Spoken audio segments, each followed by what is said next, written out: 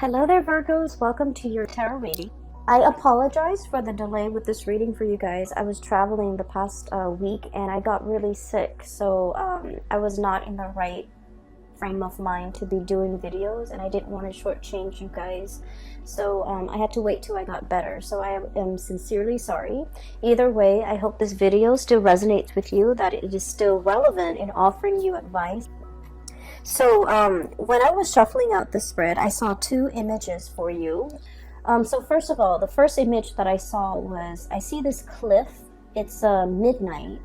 The moon is out, and the moon is this a giant round full moon in the distance. Okay, it's so big.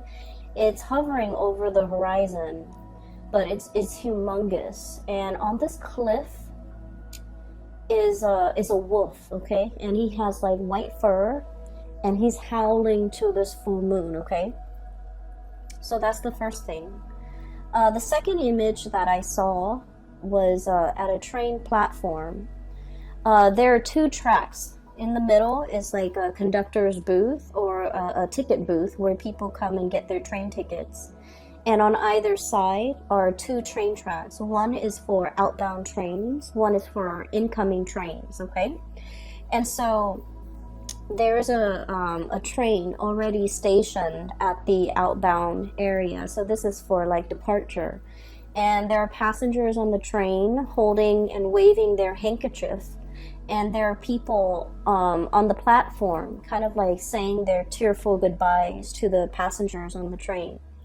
And then the train takes off. And immediately, like clockwork, there's another train that's incoming, that's arriving. And so I'm seeing a series of train departing, and then like clockwork, another train arrives. And the image, you know, just remain that way. One train leaves and another train arrives. It's also like, it feels to me like it's synchronized in such a way where something has to leave so that new things can arrive. Okay, and the new things can arrive until something leaves. So that's what it feels like. It's very cyclical. It's very synchronized. It's almost like preordained, designed, and it seems as if, you know, things are very much like clockwork, which is something you might appreciate because you guys are very punctual and you guys are very efficient with your timing. Okay, and you like things to be neat and to be predictable and to be, you know, synchronized. Okay, so going back to the first message, here's what I'm sensing, and this is something that I've noticed with a lot of Virgos. You guys behave very much like a Capricorn, okay? Capricorns are known as like the lone wolf, okay? They're the lone wolf in the zodiac. And they're very stoic, they're very self-contained. And when they make decisions, they don't really, you know, crowdsource, okay? They're not going to ask their mom, their aunt, their uncles, whether or not they're making a decision. So the way in which they go about life, they're just very much self-contained, self-reliant, and resourceful. And, you know, they make decisions without a lot of fanfare, without letting people know what they're up to. So in a way, people think they're secretive or stoic, but I feel like that's just the way that the Capricorn operate. And I also feel like for you guys, you go about your life, you make decisions, and you're very conscientious about the decisions that you make, because Virgos are deeply responsible. You're very responsible to yourself and to other people, in that you don't want to hurt other people. You don't want to do things, malicious things, to dig at people, to take cheap shots at people, to hurt other people. Like, you guys are not for that. And I feel like the only time you consider other people in your decision-making process is you don't want to make any decisions to, you know, in case it might hurt the other people, it might, I guess, inconvenience them in some way. So that's the only time where you're conscientious, and that's the only time when you kind of crowdsource and you ask somebody, is this okay for me to do this? Okay, but overall, when you make decisions, you're very stoic and you go about it your own way, and it's done without a lot of fanfare. It's done without a lot of like without having to kick up a dust storm around it. Okay, And so in a way, that lone wolf prediction, or the depiction, actually not prediction, the depiction, is a lot about you. It's a lot about you listening to that inner calling, okay? Howling to the moon, staying true, especially to that inner voice in your head.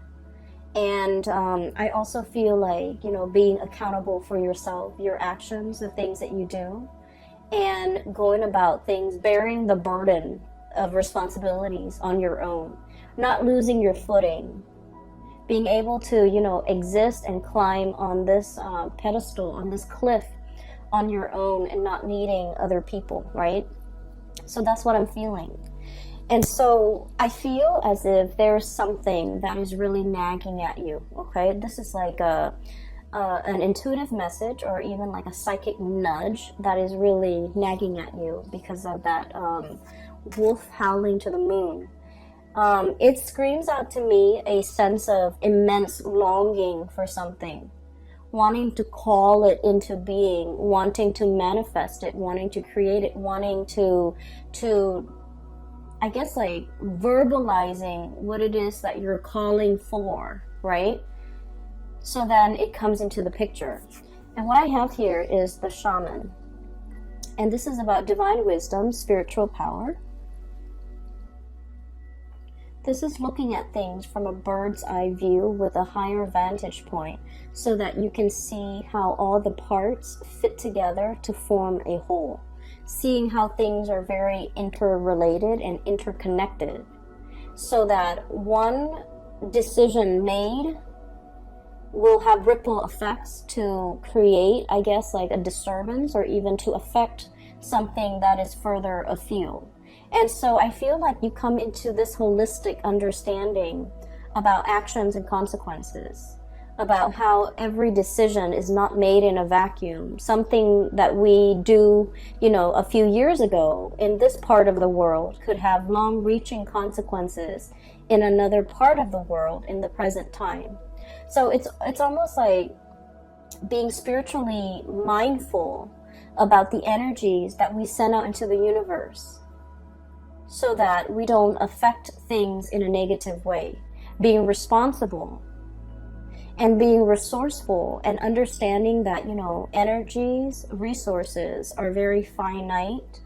And so we don't take more than we need. We don't deprive other people of limited resources if we're just, scrambling for resources to hoard and to hog. Okay, so I feel like you're coming into this really enlightened state of being, where you're starting to understand cause and effect, actions and consequences. And it's not just, whatever exists in your linear time. I feel like you're trying to understand how actions and consequences can reverberate through time. And when I'm looking at this, I also feel like, this sense of immense wisdom that is coming into your life. I feel almost like there is a situation that you're longing for, you might be clinging to, you might be thinking about the next step, you might be contemplating what is going to be made available to you, what is coming through. And I can assure you, the last two cards are about outcomes, are about, we start the beginning of the month here, and eventually we want to end here. And so where you are right now and where you want to be, we want to look at all the energies that are kind of like affecting, hindering, or helping your progress to get you where you need to be, okay? And so what I have here is the 10 of acorns. This is the 10 of wands. And then I have the star. And the star card signifies, it's wish fulfillment, okay? It's being able to achieve whatever it is that we desire. And when it's paired up with this 10 of acorns, 10 of wands, the acorn energies, the wands in this deck, it's about unburdening ourselves, letting go of physical belongings, letting go of expectations, letting go of things that are really bogging us down, making us very heavy. Resentment sometimes, resentment, clinging on to relationships, clinging on to a way of life, clinging on to possessions, clinging on to, you know, people that we feel very emotionally connected to, even though they might no longer serve a purpose in our lives. So I feel like there's an unburdening process that is happening here. It's associated with the star, so it's kind of like a reminder. You need to unburden. You need to kind of let it go so that you can move on, so that you can travel light, so that you can feel free to be able to attract and to manifest, to have new energies come in, to manifest new things, and to draw new things to come into the picture. It's like that platform, right?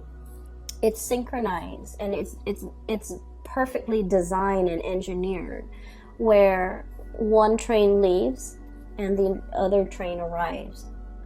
Okay, so I feel as if there's a message here for you guys.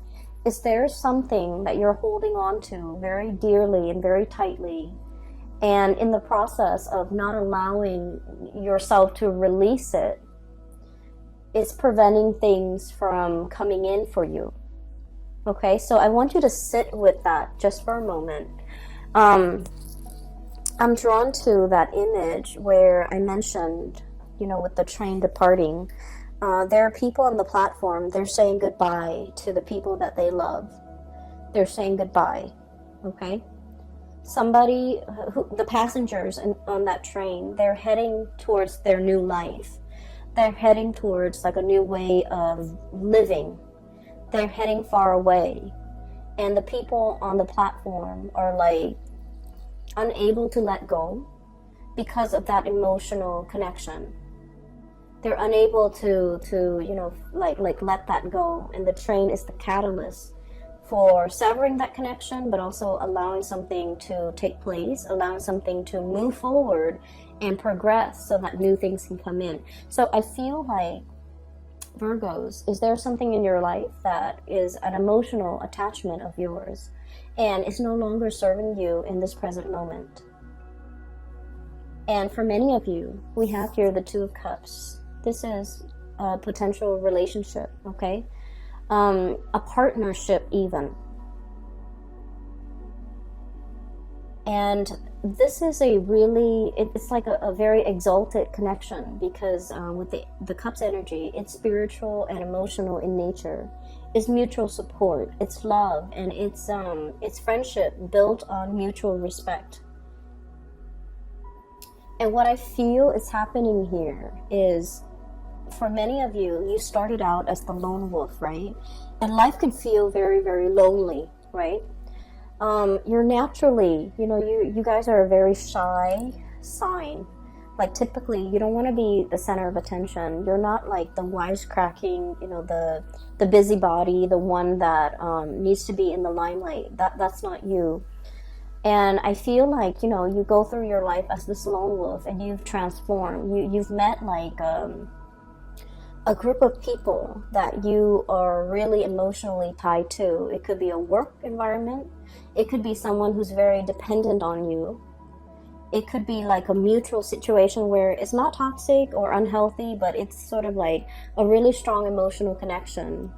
And you're unable to change your way of life, to, you know, move out of your location, to get a new job, to get a promotion, to progress, to want more. It's something that could potentially take up a lot of your time and energy and resources, and it's disallowing you from having that finite resource to devote to yourself. And so we are seeing this shedding of the, you know, the lone wolf energy, because you're in a partnership or you're in a situation that is demanding a lot more of your time, and you're preoccupied with it. You go to work, and that's the first thing you experience in the day. You go to sleep at night, and that's the last thing you think about. So I feel like it is really energetically pulling you. And I also feel like it's there's a lot of warmth. There's a lot of, you know, I feel like it's a really good connection. But then I also feel like it's preventing more things from coming in for you. Okay, it doesn't mean that this is somebody that's consciously making a decision to block your blessings. I don't feel that it's that way, but I feel energetically it's a little bit of a burden on an energetic level, because energy is very finite. You know, it's not unlimited, right? We can only devote certain amount of energies to certain things, and we can devote a certain amount of thoughts to certain things. And so you want to be focused with your goals, your plans, your actions as an individual, so that you can, you know, bring things closer to you that you really want. So I feel like there's something here about how being as a unit, as a couple, as a unit, as a partner in a partnership, it brings about a lot of blessings. But I feel like something has also run its course, where the obvious decision is to kind of walk away from it. Okay, and I feel that I'm seeing a like a female wolf. Okay, she might be pregnant, and or she might have given birth, because I'm seeing like the young ones in a cave. Okay, in the crevice of a tree in a cave, and then she's outside scouting and looking for food. So I feel as if somebody is going out scouting, somebody is venturing out into the world. They're exiting a place of safety. They're going out into the world to go scouting, to scope out the environment, to see what life has to offer, to see what else is available. And then I'm feeling somebody is like drawing them back in, like, no, don't do that. Don't leave me. Don't go there. Don't, So I'm getting here, somebody is afraid that you're going to leave. Somebody is afraid. And I feel like the energies, of course, can be switched. Because on the flip side of being the lone wolf is, being very connected. You might have an emotional connection to somebody, and you're afraid that they're venturing out and not coming back. You're afraid that troubles and dangers will befall them. You're afraid that they might be, lured away from the cave, lured away from their path back to you. So I feel like there's a situation here where somebody is thriving better with independence, and the other person is disallowing that independence. Okay? So it's like, when somebody's old enough, they need to fly the nest. And if you're in a position where you can guide them so that you can steer them away from danger, you want to do that rather than holding them back, rather than not letting them develop to their full potential. So I definitely feel like there's a situation here. It's done out of love. It's done out of that sense of safety and protection. But it can feel a little bit like we're overreaching or overstepping our boundaries, or we're not really doing the other person a favor, because they need to venture out and kind of like experience life on their own. So I want you to look at this combination, okay? This is like, I gotta go out, I gotta find food, I have to go scope out the territory, I have to figure out, where the food source is. So it's kind of like an anteater. And this is an armadillo reaching out his hand, almost like, no, don't go. His or her hand. No, don't go. Don't leave me here. I'm kind of stuck here. This is thorny. I don't want to be here. And, it's like, if you're going to go, please come back. Okay, so I feel like it's a tearjerker. It's like the tearful goodbyes. But with the train, one train is departing, the other one is arriving. Everything is very cyclical. It's going to come full circle, right? So that basically means that they're going to go off and do their own thing. And then one day, they're going to come back around. So they have to leave first for them to return. And so I feel like this is really telling you to allow things and situations to change, to understand that, we have to let something go. If we love something, we have to let it go. We have to let the other person go to find their own life's calling. And if destiny takes them back to us, then it's meant to be, right? So it's like loving with an open hand, okay? Not a closed fist, but like an open hand, so that we can allow the best opportunities to come in for ourselves and for the other person, so that we both can grow. Otherwise, it gets very stifled and claustrophobic, and just, you know, it could potentially turn very toxic, okay? I feel for many of you, you might be dealing with somebody who might have had their fair share of abandonment issues. Okay, so like, I feel that you have pretty much been like an anchor in their life. You're like the pillar of stability. You're the anchor. You're the person that they have always depended on. And when you say you're going to go, I'm going to be gone, you tell them exactly, I'm going to be gone half an hour, I'll come back.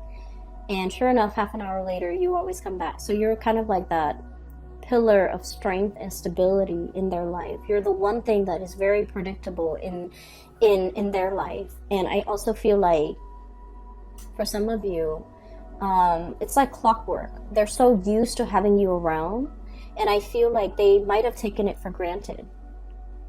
They might have not seen the value in you properly. They might have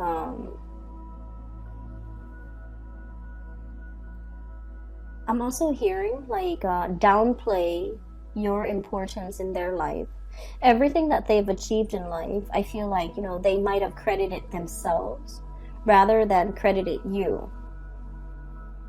Okay, and so what I sense is, if you're exiting the picture, now they're just like coming to this realization, this awareness that, don't go, I can't do this on my own. I can't be here on my own. And I feel that you've grown bigger, too big for the cave, too big for that little crevice in the tree where the two of you have been holding up, or where they have been holding up. They're trying to get you back in. And it's like, no, I don't live in a tree. You know, I'm made to live in a mansion. I'm made to live in a place that is warm, that is lit. I can't live in a dark, dank environment and thrive. And so, you know, I feel like for many of you, turning your back on a toxic person, turning your back on a person who has abandonment issues and who is taking it out on you, as well as, you know, throwing temper tantrums in order to get their way as well, okay? And that's for a very small minority of you, because I do feel like there is a connection here that is very exalted. Two people are better off like working together, but for whatever reason, I feel like you have outgrown this connection and you're well prepared. Knight of Swords. You're well prepared to take what you have learned and apply it into your world, charting your own path and creating your own vision. And you might have no need for this connection anymore. And not to sound like somebody who is, you know, a user or anything like that, but I just feel like, you know, that's the way things are meant to play out in this connection. Another thing, so this is pretty much another thing that I was getting messages on is this. Okay, going back to the wolf howling at the moon. I feel like for Virgo people, okay, and I'm sensing like the way that it's playing out in this spread. We have the world here, and this is like the world is your oyster. There are so many possibilities, okay, and you're the whale here. You're capable of moving into deep waters. You're capable of seeing all the things, all the sea creatures that are lying beneath, okay? Whales also come back for air, and they blow water out of their, you know, the spout, or I guess the blowhole. And they surface for air, and every time they surface for air, they do that splash that is really, it's an amazing sight. Right? So I feel like you are capable of surviving on the surface as well as underwater. And what I mean by this is I feel like there's somebody who only exists in one realm. They have trouble connecting. They have trouble relating. They have a lot of trouble sympathizing, understanding, and seeing the whole picture. But I feel like you are a creature of both world, where you're able to make sense of things. You're able to see the big picture, like I mentioned before.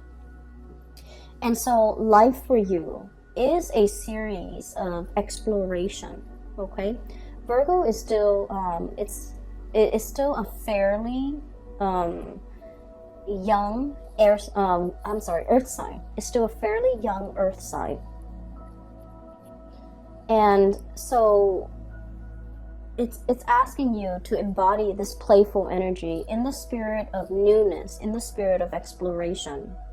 For many of you, it can seem very scary, right? It can seem really scary to dive deep into deep waters where you might not be able to breathe, where you might not be able to see, where there could be, you know, dangers that you can't really foresee and escape from. However, you're the whale, you're big, okay? And so little critters are not going to mess with you, pretty much. And so I feel like your persona is really big. Your capabilities are very big. And that means in any situation that you find yourself in, you're going to be able to get out of it intact. And in every work environment, let's just use that as an analogy because I feel like you can understand me better. In every work environment, no matter what task your superiors give you, you learn it, you do it well, and then soon you become an expert, right? And so you might have gone in, you know, at the very beginning, feeling very afraid, apprehensive. Am I good enough? Am I able to do it justice, do the work justice? Am I going to let them down? Am I capable of doing this? Am I smart enough? So you have all of these self-doubts, you know, raging in your head. And then pretty soon you become a master at whatever task they entrust you with. So the same thing applies here, where it's like, yes, you're charting unknown territory, but look at your track record in the past. Have you ever let anyone down? Have you ever not been able to do something? Have you ever had to throw in the towel? Have you ever had to, you know, accept that failure is an option? I don't feel like that's the case. And so knowing that about yourself and knowing that about your history, I feel like there's a situation here where you're going to have to dive really deep. You're going to have to go through a process of exploration to figure out what is a good fit, to figure out what you need to master, to figure out as well where you belong. And so where I'm going with this is, you know, life is a series of departures and arrivals, right? We master something and then we move on. That is the lone wolf mentality, okay? It's not about staying in one place so that trackers can find you, fur traders can be able to track your footprints or paw prints, and to be able to hunt you for fur, okay? So we have to adapt a little bit more of a nomadic lifestyle. It's not about being on the run or constantly running from something or moving from something. But it's about, you know, shifting from one location to the next, being a little bit versatile and understanding, especially once I have delved deep and once I have mastered something, it's time for me to move on to the next thing. Some of you, and I felt this, you know, especially last year, 2016, and then also 2019, I guess, last year, 2016, especially, and then 2019. Many of you, you have a big persona, okay? And this is not about arrogance. This is like, it's like an oversized brain. You manage to cram in a lot of things. You manage to learn a lot of things really, really fast. And you have become very, like, mentally very agile and very versatile. And so new projects, new things, new expectations coming through from other people, they don't really faze you. At first you're afraid, but then after a while you realize it's just the same thing.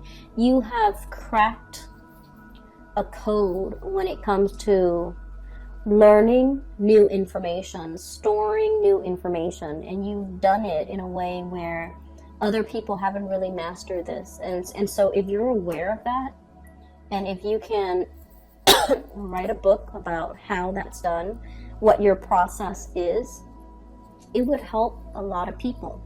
Because I feel like people don't really know how to synthesize new knowledge, okay? But you do, and a lot of what you're doing is like, you're dealing with a new task, and you're relying on something that you've learned in the past that is very similar to what you're doing here, and you're making those connections. And that's why, you know, assimilating new information for you is very simple. If you can find a way to articulate that in a book, in a or even like, you know, in a panel, in a discussion, it would be really beneficial for other people to hear, because I feel like they haven't mastered that, but you have. And so really look at,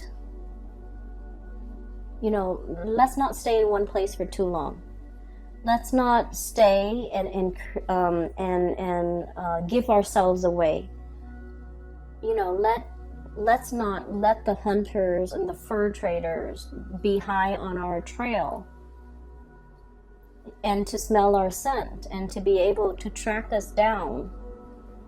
Okay, so that's what I'm feeling here. It's a process of understanding when something has already reached its apex, when it's time to let go, and when it's time to, you know, allow something new to come in. Okay, so new things cannot come in unless we depart, unless we let go. All right? And so to tie in with the rest of your reading, I have here the Moon and the King of Swords. The Moon is all about imagination, perception, sixth sense, and intuition, right? What I'm feeling here is with this King of Swords, okay, this is an air energy. This is all about the mental space, the realm. This is somebody who's very firm with their beliefs. They're unwavering. They can be a little bit dogmatic. They can be a little bit defensive with what they know, what they believe in, and they might not be able to hear an alternative discourse. Like they just can't accept or listen to something that that is a different viewpoint or different mindset. So this is someone who's very, very protective of their knowledge. We have the Moon and the King of Swords. So I feel like you might be dealing with somebody here who's very skeptical, who's trying to figure you out, who's trying to make a connection with you. They're trying to figure out why you are behaving the way that you do, how your big persona. It's almost like they're trying to crack your secret. They're trying to crack you. They're trying to understand you. They're trying to draw out the wisdom and the knowledge that you have spent many, many decades building up. And they're having trouble seeing you.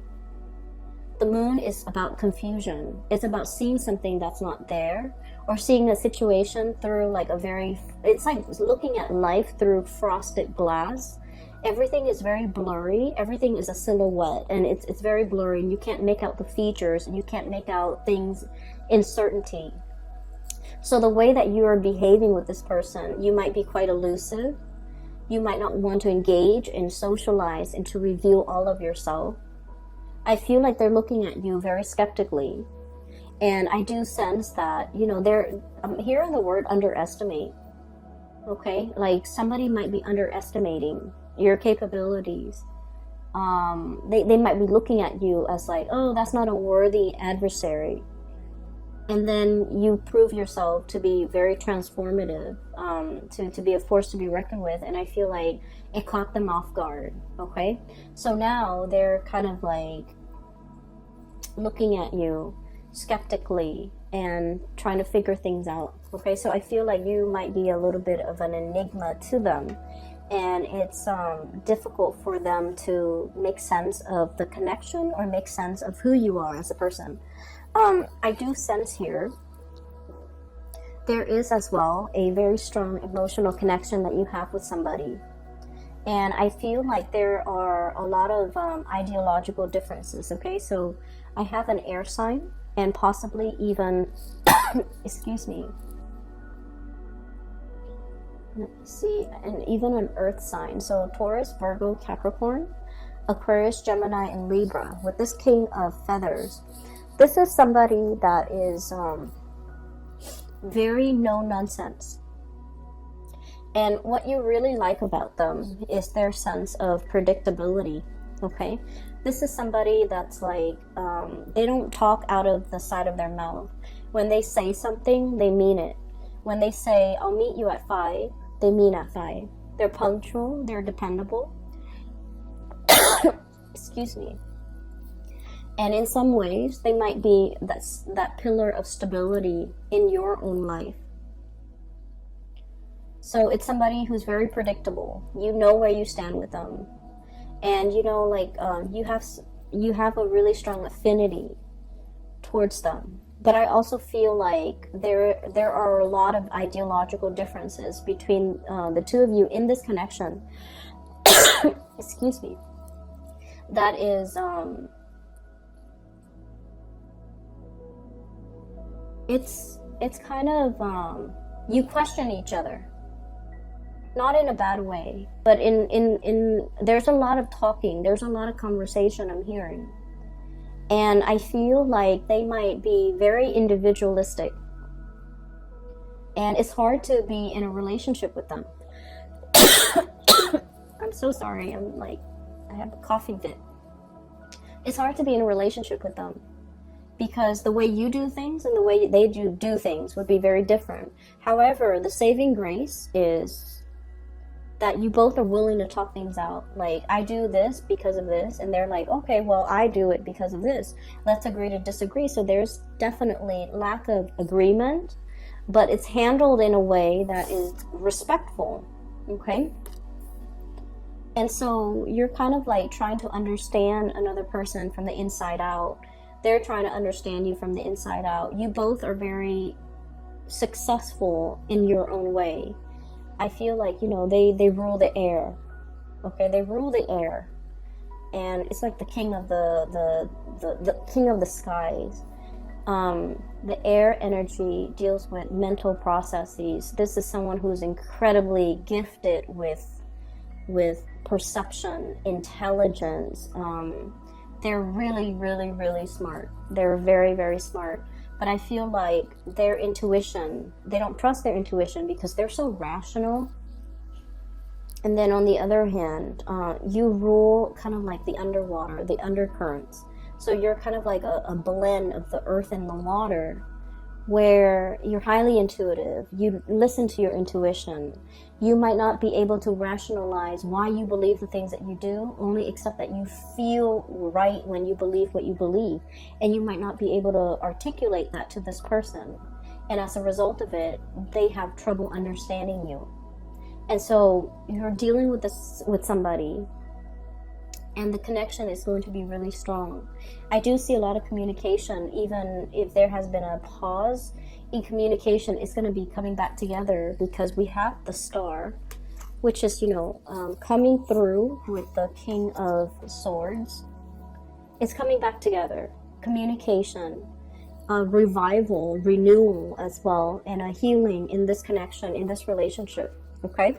So things are looking very good for the month of January. I feel like you have a lot of things personally that you're dealing with. You're going to be quite busy. This is kind of like on the periphery of your life. But I would urge you to take the time to truly explain yourself, because they're looking at you skeptically and they're trying to understand. And it's like they have nothing to work with. And so if you have knowledge, if you have tidbits of information, you don't know how to articulate it, but I feel like it needs to be expressed, okay, so that somebody has something to work with here. Okay, I'm going to leave it at that. Virgos, I do wish you the best, and Happy New Year, by the way. I will be back for next month's reading, hopefully very, very soon, so that the readings are not late. If you are looking for a reader, if you're looking to book a private reading, I highly recommend that you book one with this lady. I have her link in the description box below. Her name is Bridget. She's based out of California, and she is a phenomenal reader. I highly recommend her. You can click on the link below, which will take you to her website, and her website contains the scheduling tool, the calendar, the time zone that you're in. It's very user friendly. So that's that, and I'll talk to you guys soon. Okay, take care of yourself. Have a wonderful 2020.